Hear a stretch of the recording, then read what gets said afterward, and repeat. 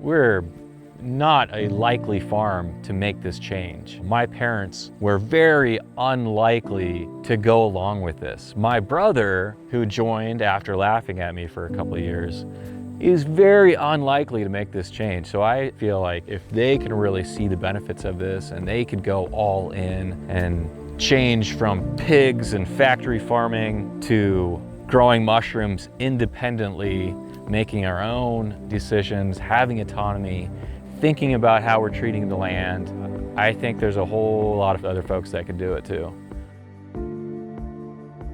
Before we get into the story of this transformation, let's take a moment to set the stage.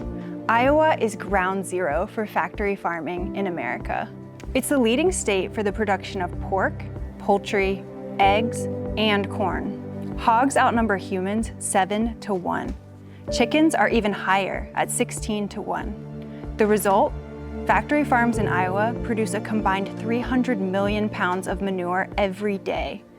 That's 25 times higher than what's produced from the entire human population in the state. The state's waterways are among the highest in the country for nitrate pollution, a problem directly linked to the state's agricultural production. Not entirely unrelated, Iowa is also a leading state for new cases of cancer. In this landscape, the opening of 1100 Farm and Transfarmation's second demonstration hub is nothing short of a miracle. Now, let's meet the miracle workers, the Faaborg family. For 30 years, Tammy and Rand Faaborg raised pigs on their land. Their operation started with just a few pigs and eventually grew into a confined animal feeding operation, or CAFO. Working with an integrator, the Faaborgs built 2 barns, each housing 1,100 pigs. Their 5 kids, including Tyler and Tanner, also grew up working on the farm. But over time, after 30 years, the family felt like it was time for a change. My parents have been, thinking about getting out of the business, of the pig business for a while, for different reasons, I guess. One is just you're really tired of the work, and things seem to be getting worse. And then I think part of it is the environmental issues. It can be kind of daunting and overwhelming when you want to change something that you've been doing for a long time, and everybody around here is doing kind of the same thing. And to break into a new market, to retrofit these barns, they can be overwhelming. So having Transfarmation is kind of a resource and people to talk to. You feel like you're in it with other smart individuals. It seems like mushroom is possibly a good solution to this. At first, we weren't really sure what was possible or what infrastructure could be repurposed for growing mushrooms, but we had a general idea in mind. We set up the Faaborgs with resources, and Tanner enrolled in online classes to learn all about mushroom growing. We hired consultants to see what infrastructure conversion could actually take place in their facility.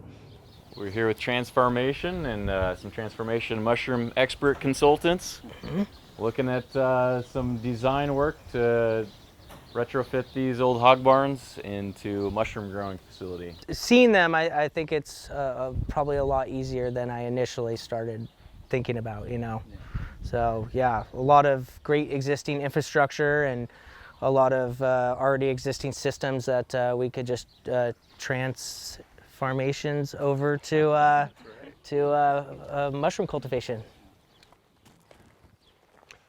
Yeah, so these are the confinement buildings that we put up so many years ago. Obviously, these are the ones about to be mushroom warehouses full of pigs right now. So each barn right now has approximately 1,100 hogs in them. There's 50 pens and approximately 22 head per pen. Come September, it's going to be quite the celebration when those pigs are gone, don't you think?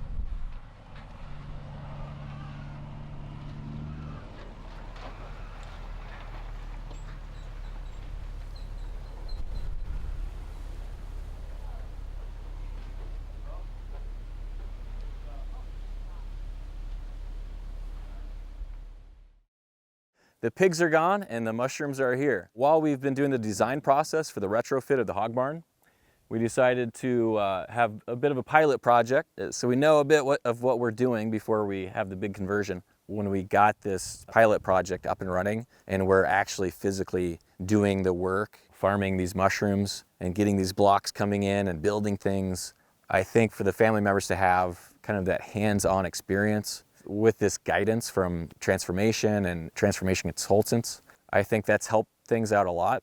Well, this will be another one of those just turning points, a big day that they'll remember, and this will keep that momentum going. The pilot project was a huge success. The family really took ownership of the process and even started making their own mushroom blocks. They mastered the environmental controls in the tents and are having incredibly impressive yields.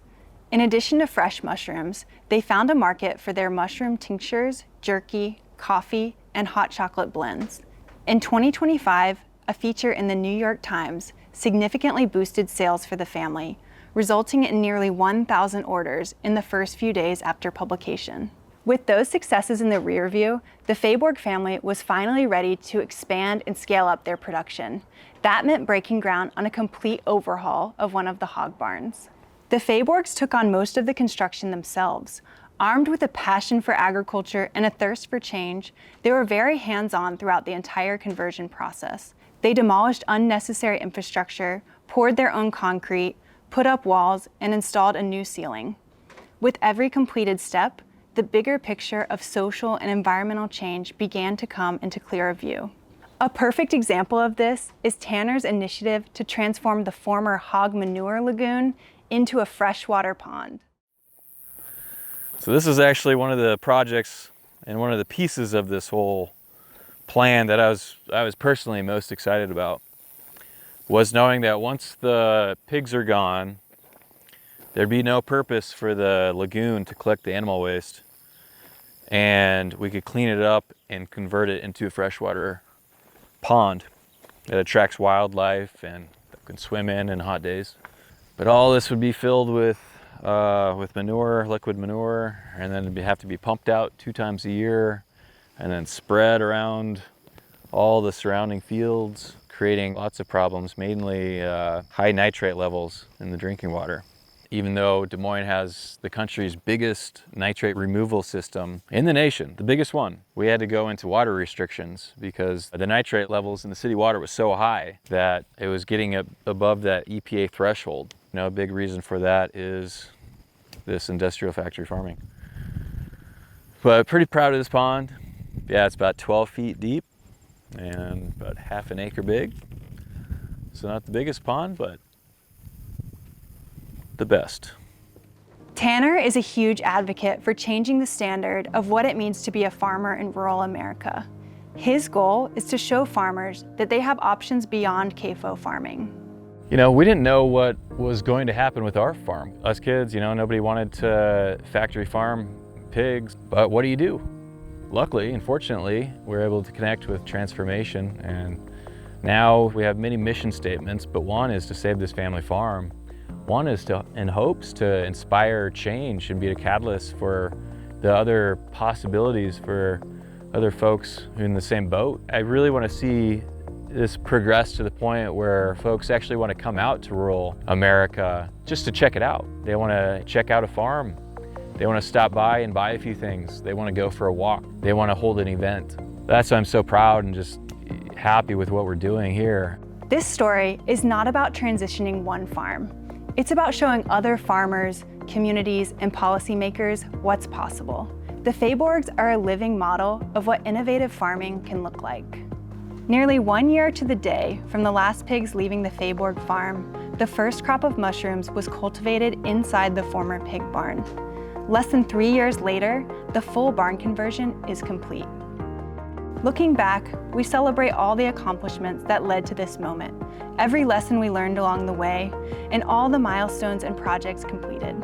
But there is still so much more to come. This demonstration hub will not only be a working mushroom farm, but like our North Carolina hub, it will be a place for learning, hosting events, and connecting people to how their food is grown, sparking change in the hearts and minds of consumers, policymakers, and storytellers. Environmental improvements, such as rewilding and planting pollinator gardens, continue to benefit the surrounding landscape.